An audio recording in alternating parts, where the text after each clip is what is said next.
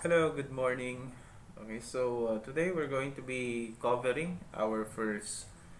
I think this will be the first discussion on the first module on the subject juvenile delinquency and justice system. No?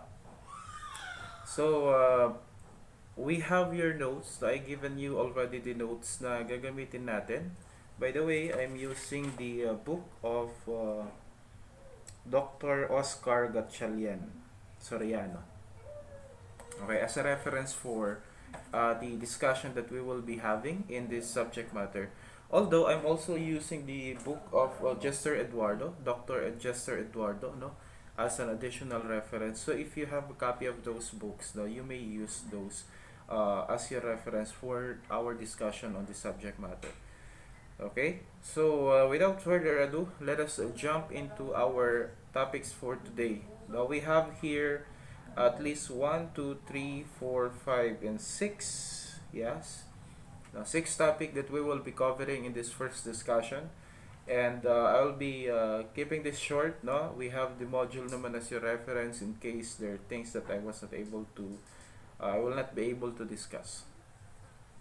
So the first topic that we will be covering, as we have there in the presentation, will be the history of juvenile delinquency. No? Then we also going to be talking about the assumption in the problem of juvenile delinquency, as well as the definition on how we view juvenile delinquency. What is juvenile? What is delinquent? The study of juvenile delinquency, the scope of the study of juvenile delinquency, as well as the social nature of juvenile delinquency. That's for our first session. So jumping into our discussion, well, we all know naman that even during the early days, the juvenile delinquency is already a problem. It is an existing social problem. However, the views on this matter, yung how they approach this problem is different from what we have today, what we have now, no, in this current century. No?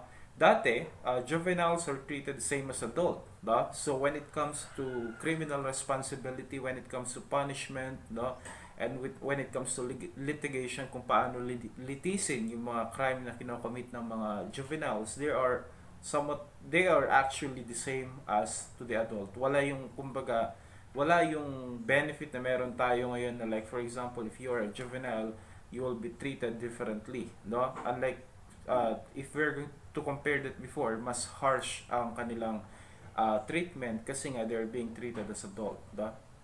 That will reflect also on the concept of classical jury, di ba? Under the classical jury, pantay-pantay dito, no? Walang bata, walang matanda, no?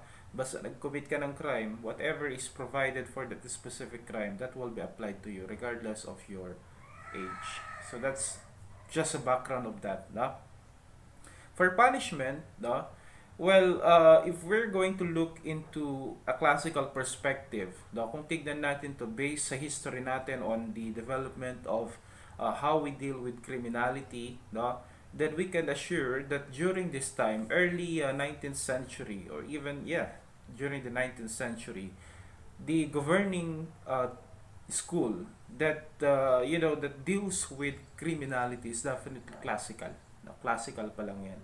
So, we would definitely come up with the conclusion na the punishment could be during that time is really harsh. Why? Kasi nga they believe on the concept of deterrence, no? Ang guiding principle pa noon is deterrence, no? So they believe that if you punish them severely, they will refrain from committing crime. So that's why punishment as applied to juveniles during those early days are also severe, no? As to wala naman kasing distinction, no, kung bata sila or matanda, basta nag-commit ka ng crime, paparusahan ka. There was a change in year 1825, no? 1825, the creation of the House of Refuge na tinatawag. This is remarkable. Why? Because this was the first institution, no, created that has the purpose of separating the juvenile offenders from adult criminals, no? So, House of Refuge, as I've stated, is very remarkable kasi dito na tayo nagsimula, no, na magkaroon ng separation when it comes to confinement, 'di ba? Yung mga bata noon, I mean, yung mga criminals noon, no? Halo-halo 'yan. Babae, lalaki, bata, matanda. Halo-halo 'yan, no? But then year 1825 in New York, nagkaroon tayo, or the creation of the House of Refuge, no? Naitayo yung House of Refuge na tinatawag, no? And then it is started already. This is revolutionary, no? Kasi dito na nag-start yung separation between adult offender and youthful offender. However, when it comes to punishment, ano? When it comes to punishment, ganun pa rin. Pero at least nagkaroon na tayo ng separation. Kasi imagine mo, no? They are being punished severely, and there's of course a higher tendency that when they're mixed up with adults, no, na kapag yung mga bata nahahalo sa adults, they're being abused also. So in that sense, at least nabawasan man lang kahit konti yung burden ng mga juveniles during that time, kasi they were already separated from adult criminals, no, House of Refuge. Then next to that, nagkaroon na tayo ng movement on the separation of juvenile to adult criminals, no? Since nagkaroon na sila ng idea by, by the conception, or by how House of Refuge was, had impacted the word, no, in terms of treatment of juveniles, no? Nagkaroon na ng mass movement, gumaya na yung mga ibang bansa, no, creating their own facilities, no, that will separate the youthful offender to adult criminals. So that's very remarkable, no? On the second half of 19th century, the creation of the juvenile justice system, which is very important kasi when the idea of separation of juvenile and adult criminals was construed and was popularized, no, dito na rin sila nagkaroon ng separate views, or something like positive views on how should they view, or how should they deal with the issues on juvenile delinquency, no? Well, alam naman natin that when we talk about juvenile justice system, it's very important kasi as we all know, no, there is somewhat like a special way to deal with children, no? Their viewing, actually nagkakaroon na sila on shifting of views, no? And perhaps if we could align this to the school of thoughts and criminology, perhaps this was the time of the neoclassical, di ba? Sabi ng neoclassical, well, it's true that there is free will, but there are circumstances that could affect the exercise of free will, such as insanity, minority, things like that. So dito na rin yung nagkaroon ng pagbabago, no, on how they view juvenile delinquency. That's prompted also the creation of the different juvenile justice system. So kahit hindi pa siya ganun ka-polish, no, unlike what we have today, and even what we have today, no, is still not perfect, but still there is already a start, there is already this motion that, juvenile delinquency should be considered as a special case, a special problem that needs special attention, no? Then after that, nagkaroon na ng shifting of views on juvenile delinquency, wherein mostly, no, dati kasi they don't matter, no, juvenile delinquency does not matter, though there is juvenile delinquency, but then when it comes to how they view it, kung paano nila bigyan ng attention or bigyan ng pagpapahalaga yung mga ganitong social problem, it's not much. But then after these things that's happening, like the separation, then we have the creation of juvenile justice system, no, they started also to shift views on juvenile delinquency, wherein they already considered the juvenile delinquent as individuals, as youths, no, as juveniles who need special attention, who needs treatment rather than punishment, no? So that's what's important with regards to this shifting of views. Kasi eto na yung mga age of enlightenment, nagkakaroon na tayo ng changes, no? If we're going to relate this again dun sa time frame na sinusundan natin, this could be the time where the positivist school of criminology had already become popular more than the classical school, wherein it affected not only the views on criminals but also the views on juvenile delinquents. So nagbago na, no, they focus more on treatment. So that's why in 20th century, no, nagkaroon na tayo ng mga different institution that promotes yung tinatawag nating treatment, no? Hindi na lang confinement, no, hindi na lang separation, but also separate institution were created that has the purpose of treating, no, para gamutin kumbaga yung mga problema on the causes of juvenile delinquency. So for example, kasi they believe criminals are sick individuals, diba? That's the proponents of the positivist school. So that's why also it affected the views, it affected how they view juvenile delinquency. So they created mostly lack of agency. They even attached to the government. Hindi lang to parang clinic na something like that. No, these agencies or these treatment facilities are connected to the government, or are attached to the government. So who are initiating this? Most likely the government themselves, because of the shifting of views that's happening, wherein they don't view juvenile delinquency as same, on the same perspective, on the same yes, on the same perspective as adult criminal. No, they are looking at it already as a social problem. No, parang it somewhat reflect, no, if it reflect the society, the social system as a whole. No, if there is much of these things happening in that society. Okay, so that is just a brief history with regards to juvenile delinquency. Now let's move on to the assumption in juvenile delinquency. Well, how do they look at the possible causes, or how do they look into how juvenile delinquency existed in the early days? No, so may mga ano lang naman dyan, three assumptions that they have. No, but definitely, no, in the early days, children were viewed as non-person. So, parang they're not person. Kung bata ka pa lang, you don't have civil uh, you don't have civility, like wala kang, you're not a person, you don't have rights, no, you don't have, 'di ba? Kasi ngayon, 'di ba, daming karapatan ng mga bata, like for example medicine, food, education, things like that. On the early days, none of those were given, so they're viewed as non-person. Parang you are like, product of our biology, no, pinanganak ka, then that's it. No, there's no, walang special attention na binibigay sa mga bata during the early days. No, so of course that could affect the existence of juvenile delinquency, meaning that during these early days, no, yung issues natin ng parenting, walang ganun. No? Kumbaga, hindi masyadong binibigyan ng attention, hindi masyadong nagagabayan na papalaki ng maayos ang mga bata. That could affect the behavior of the child, definitely. So that could be the reason why juvenile delinquency existed. No? Second assumption was that life was hard, and you need to be hard. No? You need to be hard to survive. No? So these are the days where living is like a battle every day. Na parang, okay, survival of the fittest. Whoever survives, then he has the right to live.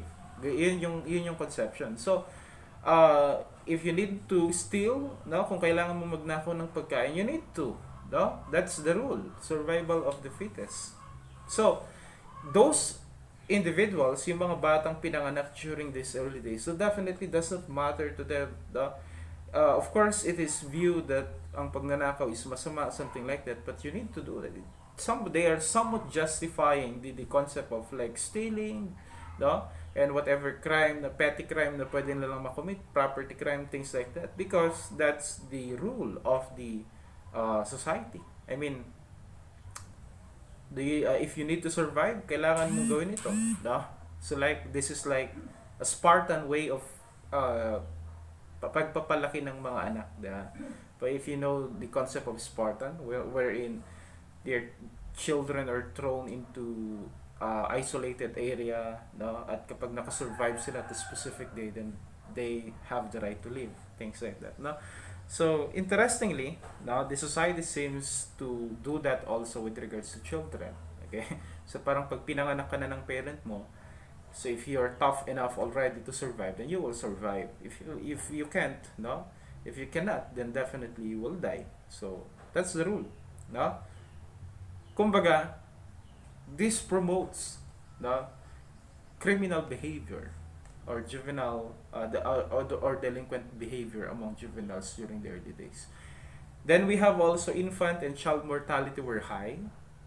Ibig sabihin, no, maraming namamatay ng mga bata, no, maraming namamatay ng mga sanggol during those early days. Of course, no, when it comes to medicine, hindi pa naman tayo ganun ka-advanced, no, and many other factors that could contribute with this, no. When it comes to shelter, hindi pa rin naman ganun kaganda ang mga shelter natin. So it's really a tough century to live as a child, no. So kaya nga, 'di ba?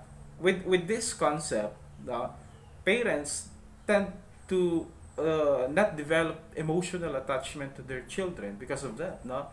Parang they refrain from creating emotional attachment to their child, to their infants, because who knows if they could survive or not, no, in the near future. So kumbaga, okay, yun nga, yung parang pinanganak ka na, then that's it, no? Kung kailangan pakainin ka lang, but no emotional attachment. Kumbaga parang hayop na nanganak, then nandun lang sa early period na kung saan is binibigyan niya ng pagkain, then later on wala na, itataboy niya na, no, para nang sa ganun ay either makapagsarili siyang buhay, bahala siya kung mabuhay siya or not, something like that. So with that, no, it really boils down into the issues on family, no, parenting, things like that, no. So they are taught to be independent from their parent at the early days. And how can you survive as a child if you don't have the parents supporting you? So that's problematic, no? That really will give them ideas or bring them to the area or the street, no? Punta sila sa mga kalye, and whichever is the best way for you to survive, like magnakaw ka ng tinapay, pagkanakaw ka ng prutas, kailangan mong gawin to survive, no? However, no, at the end of 18th century, no, at the end of 18th century, nagkaroon na ng shifting of views. As you remember, children were viewed as flowers, needed culturing in order to bloom. So there is this shifting of how children are being viewed, no? So they're being actually this was the time where Rizal was traveling around the world, and perhaps he picks up yung concept na ito, where he based his assumption also na like youth are the future of tomorrow. Ang kabataan ay pag-asa ng bayan, no? So probably that's when also when he was traveling around the world, now nagkakaroon na rin ng shifting on how children are being viewed. They're being viewed as flowers that needed to be cultured. So nagkaroon na tayo ng concept of parenting, no? Nagkaroon na ng attachment between parent to their children, and they're looking at as their children as their hope, no? Kaya pinapalaki na nila ng maayos yung kanilang mga anak. So that had impacted a lot of things actually, especially in parenting, no, and even in the issues of juvenile delinquency. There's a sudden shift of that. So with all of this assumption, no, we are trying to come up with a conclusion or coming up with the reason why juvenile delinquency existed at those early days, no. So for now, alam natin that there are a lot of factors that we can talk about with regards to the existence of juvenile delinquency and so on. But well, during the early days, yun naman yung possible reason kung bakit nagkakaroon na ng juvenile delinquency at those days. Okay? Yeah, so we always talk about juvenile delinquency, but what really is a juvenile delinquency? What is juvenile delinquency, by the way?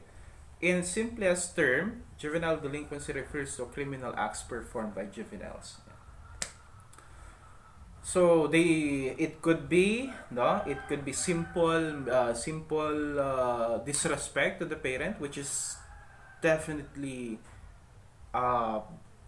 strictly punished, no, kapag ikaw ay nag-disobey sa parents mo. But majority of juvenile delinquency during the early days are more likely family matters, no? Mga family issues, things like that. So they're being settled at the family level. Okay, so either punishment, torture could be imposed in order to discipline their children. Yan yung ginagawa nila, but the way how they discipline their children before was different to how we discipline our children right now. No, iba. Like they want to discipline you, latiguhin ka, no, or any other form of punishment. Which, no, yung discipline nila during the early days are no longer considered as discipline right now. Kasi baka ang pagdidisiplina nila before was itapon ka sa ilog, no? uh, Iwan ka sa kabundukan, bahala kang mag-survive, no? Right now, if you are going to do that, that would be considered as child abuse. So, that's why. No? But definitely, juvenile delinquency during the early days are more like seen as family issues, family matters. No? Kasi it involves disrespecting the elders, no? Disobeying the parents, no? And things like that. Those are the scope of juvenile delinquency before. Until it became a social problem, no? It was not contained kasi, hindi siya na-contained at the family level kasi that's the first, yun doon naman talaga nag-i-start yan eh. No? Nag-i-start na ma-create yan.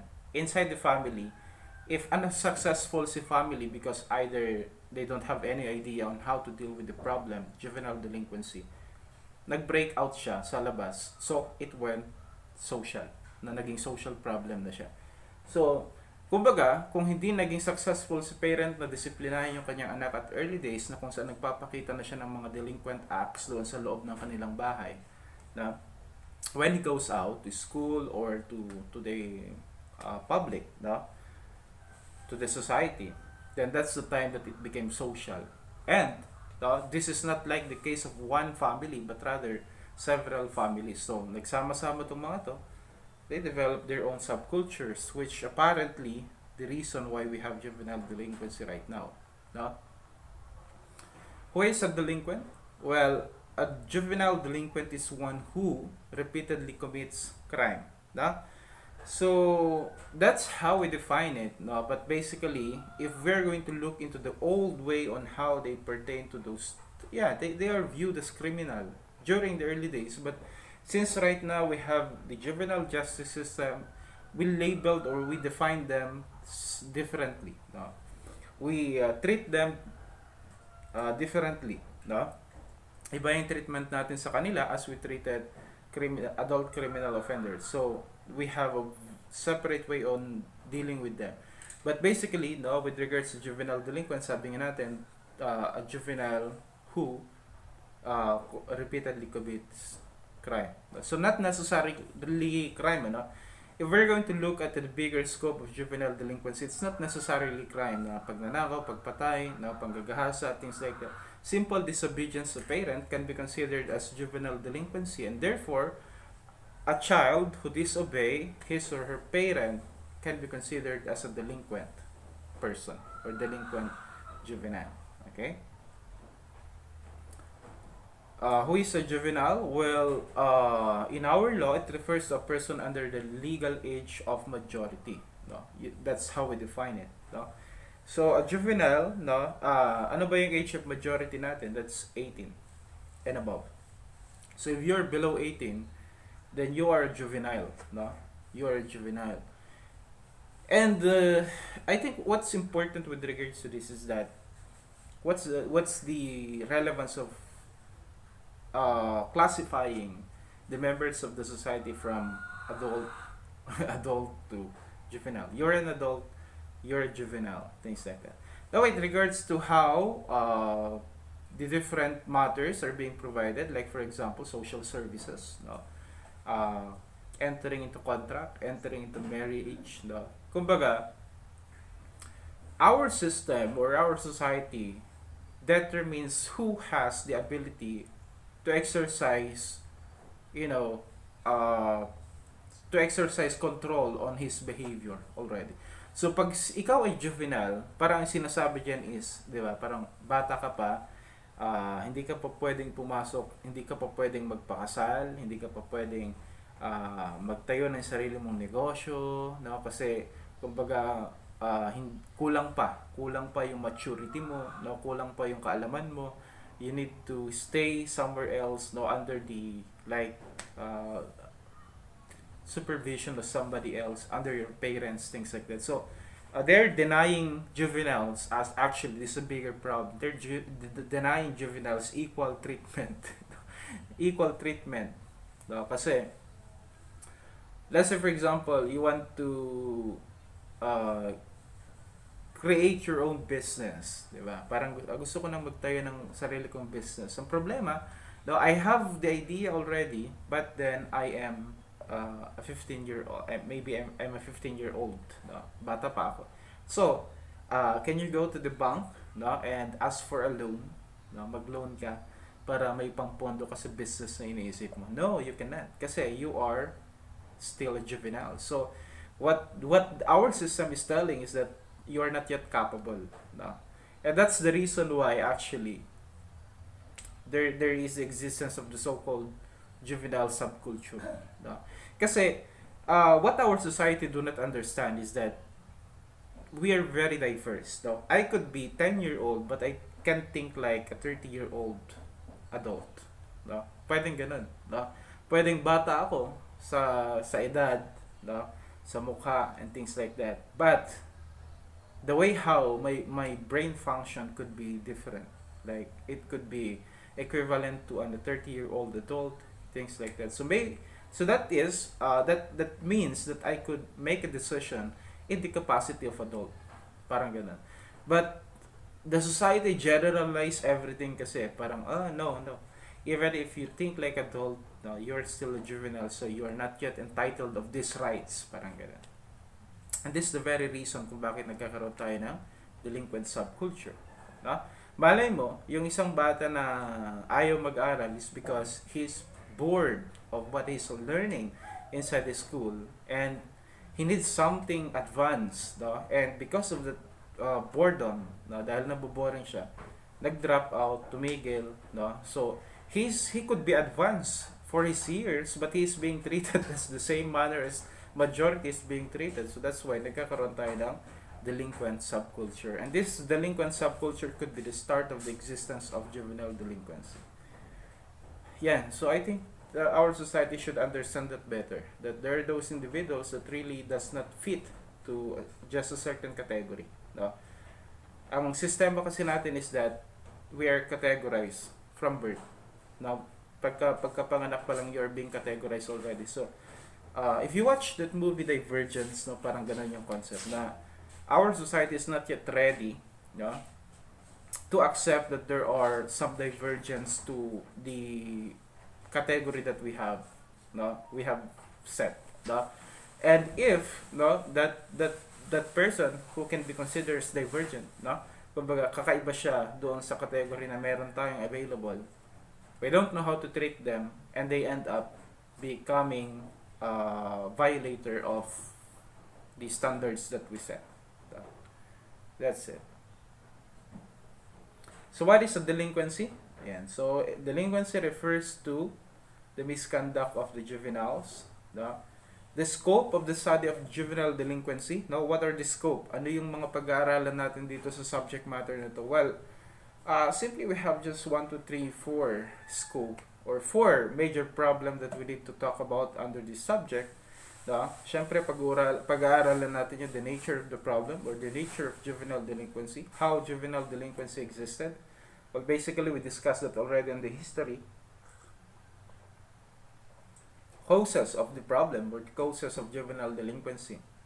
Ayan, so we're going to look into the different factors affecting the existence of juvenile delinquency, society, environment, biology, psychiatry, and many other factors that we could look into. Then we need also to study the impact, study the impact of juvenile delinquency to our justice system, to our society, to our economy, and many other part of our society. Then lastly, since we're going to be talking about juvenile justice system, then we need to talk about also on the programs created to address the problem. Kasi parang ano lang naman yun eh. First, you study the nature. Kasi ang problema, ang problem na pag-aaralan natin dito is really juvenile delinquency. So in order for us to understand this, we need to study the nature of the problem. Ano ba yung juvenile delinquency? Then if we are already familiar with the concept of juvenile delinquency, then we try to find out what's the what's the reason behind. Bakit nag-exist itong problemang ito? No, so that's the causes. Then we're going to talk about the different theories of juvenile delinquency. After discussing the causes, let's look onto the impact of the problem. No, ano ba yung impact ng juvenile delinquency sa ating society? So, anong magiging impact nito kung dumami o bumaba yung juvenile delinquency, naging rampant yung juvenile delinquency, things like that. So, that's under the impact. Then, if we know the impact, di ba, parang, ito pala ang mangyayari if maraming juvenile delinquents sa society. Well, then we create program. No? We create program to address the problems that we are studying. That's the conclusion. So, yun lang. No? Yung pag-aaralan natin under juvenile delinquency. Nothing more, nothing less. Then, let's look into the social nature of juvenile delinquency.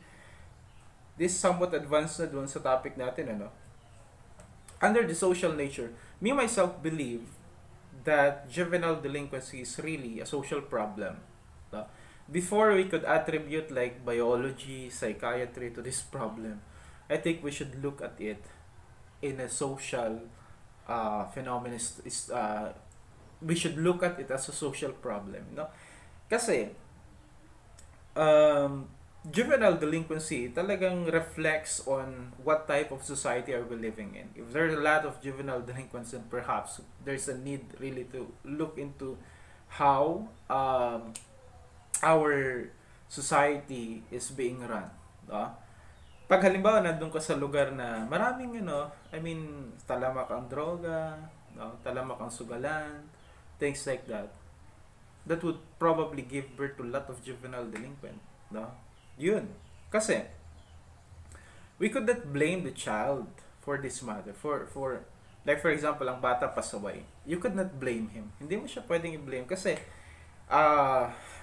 ang bata lumalaki. At habang lumalaki siya, ina-absorb niya kung ano yung nandyan sa kanyang paligid, yung kanyang mga nakikita, at that will then reflect to what behavior he will display sooner or later. So it's a social problem. If probably we put these children in a good environment, magandang society, walang gulo, maayos lahat, ayos ang sistema, less likely that they will turn into juvenile delinquency. But if they live in a place where crime is everywhere, there's tolerance to different delinquent acts such as gambling and the like, then most likely talagang magkakaroon tayo ng maraming juvenile delinquents. So it's more like a social problem. Ngayon, in a social nature, the juvenile delinquency exists really. First is the creation of subculture as we discussed kanina.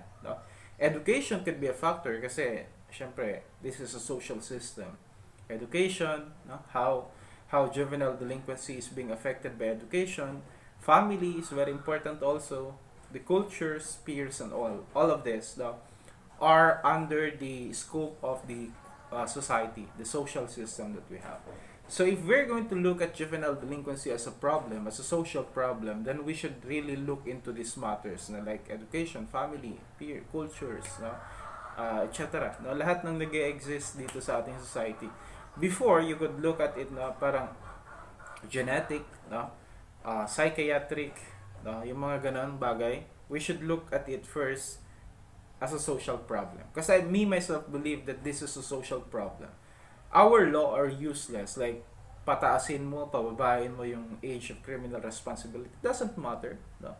What we should address is that the social status that we have that can contribute, that continues to contribute to the existence of juvenile delinquency.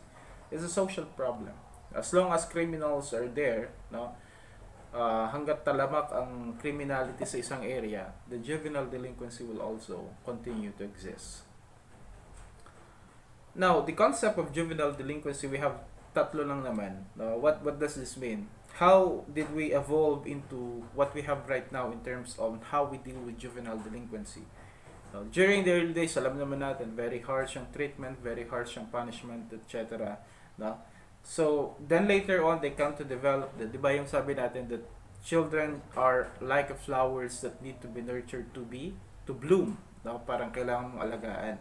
The development of the concept of parens patriae came about also. Parang nag-exist na rin yung tinatawag natin parens patriae. What does it mean? Uh, it puts the burden to the state to act as a parent, no? So kumbaga, sabi dito ng konsepto na to, ng doctrine na to, the government or the state, no, should act as the parent of the juvenile, no? So if you were given the task to as a parent, to act as a parent, di ba? Parang ikaw na parang minamandate niya, parang yung principle na dapat ang gobyerno ay umasta na parang magulang ng mga kabataan. So kung ikaw ay aasta parang magulang ng mga kabataan, how should you do it? Ano dapat ang gagawin mo, 'di ba? Syempre, gawa ka ng mga programs that would enhance, that would protect the rights of the children. That's what we have today, 'di ba? We have protection of child against child abuse, child trafficking, sexual crime, things like that. So, that is our state acting as a parent. Kumbaga, gumagawa siya ng batas, gumagawa siya ng policy para nang sa ganoon ay may siguro na protektado ang ating mga kabataan, ang ating mga anak. So that's how parens patriae applied to what we have now. No? We have the different laws that protects the child's right because the state is acting as a parent, di ba? Kaya nga wag sabihin, ang dami-dami ng rights ng mga bata, ano? Konting palo mo lang, that's child abuse. Why? Because the state is there, no? Looking into the welfare of the child. Kumbaga, ini-spoil, sorry for the word, ini-spoil ng ating gobyerno ang ating mga kabataan because they're acting as the parent. Now, what the government wants is, of course, the welfare, the protection of the welfare of the child. And we should try to understand that because someday, no, you will become a parent, and of course, you don't want your child to be victim, to fall as a victim of whatever crime it is. So, yan dapat, no? And of course, that's a reminder to the government that they should really look into the welfare of the child. Not just, hindi yung parang, nagbibigay lang siya ng, bawal ganito, bawal ganyan, but then, hindi mo naman sinusubaybayan. So, wala pa rin yun, no? So, yan, that's the concept of parens patriae. And then we have also the development of the juvenile justice system, no? Well, yes, it's very important that we have the juvenile justice system because from the separation to separate treatment, no, and separate perspective on how they deal with juvenile delinquent, no, very important. So we have 9344 for that matter, the Republic Act 9344, which really see to it that special attention is given to children or to juvenile, diba? They don't go to court, no? They don't go to trial, they don't go to prison, no? But of course, a program are created that was some programs are created to still address the problem. Kaya nga kung titignan natin, pag adult criminals more on punishment, no? But for juveniles more on treatment yan. But of course the problem here is that sometimes it is being abused, not by the juveniles but the adult, no? Criminal organization, things like that. Sila yung umaabuso. With regards to the legal responsibility of the youth, well, dati 9 years old, nagtra-trial na yan, dinidinig na yan ng kaso, treated na siya as adult, but then we develop into, no? So dito nga sa ating bansa, di ba? If you're below 15, you're not criminally liable. You're exempted from criminal responsibility. 15 to 18, that's conditional, whether you acted with discernment or not. Ngayon, gusto nilang pababayan ng 12, no? 9 to 12, no? Or something like that. Well, ganun naman talaga dati. Nasa 9 to 12 siya. Pero pinataas nga ng 9344. But for me, I don't think that this is the problem, no? Whether pataasin natin or pababayan natin yung criminal age of responsibility, it doesn't solve anything. No? Kasi it's a social problem. Pag pinataas mo siya, people will still take advantage of this, no? And take advantage of the rights given to the child. No? Pag pinababa mo siya, the same thing. No? they will still take advantage of this. And who are taking advantage? The criminal organization, adult criminals, no? Adult with criminal motives, no? Sila naman yung nagte-take advantage. So whichever is the case, pataasin mo o pababain mo, it's still, ang biktima pa rin dito are the children. No? So that's with regards to legal responsibility. I think, no, yun muna for now. Then we will upload the second part of the lecture kasi I cannot directly discuss for an hour because of the restriction on my device. Hindi niya kayang mag-process ng ganun kahaba. Okay? So, thank you for listening. I hope I was able to impart some knowledge with regards to this lecture. If you have question or comments with regards to this, no, feel free to approach me. No. That's it for the part 1. See you on the part 2.